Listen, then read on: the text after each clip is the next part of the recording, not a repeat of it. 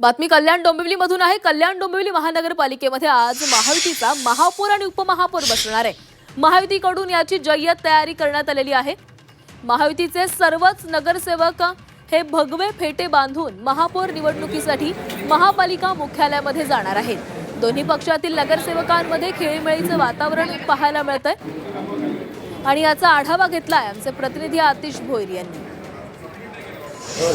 कल्याण डोंबिवली महानगरपालिकेच्या महापौर आणि उपमहापौर पदासाठी आज जी आहे ती निवड होणार आहे।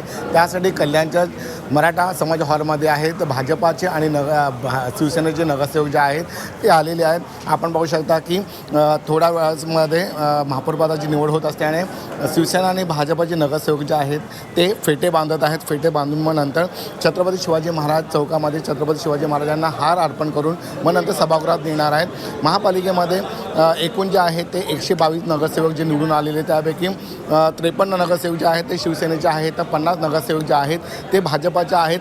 भाजपा आणि शिवसेनेची युती झाली असती तरी शिवसेनेला मनसेचे जे 5 नगरसेवक आहेत त्यांना सपोर्ट केलेला आहे आणि त्याचप्रमाणे उद्धव बाळासाहेब ठाकरेचे 11 नगरसेवक जे आहेत ते निवडून आले। त्यामुळे 12 वाजता जे आहे महापौर आणि उपमहापौर पदाची निवडणूक होणार। त्यासाठी जे नगरसेवक जे आहेत ते एकत्र आलेले आहेत आणि काही वेळातच हे नगरसेवक जे आहेत ते महापौर आणि उपमहापौर पदासाठी ची निवडणुकीसाठी सज्ज झालेले आहेत। कॅमेरामन दिनेश जाधवसह आतिश भोईर, झी मीडिया, कल्याण।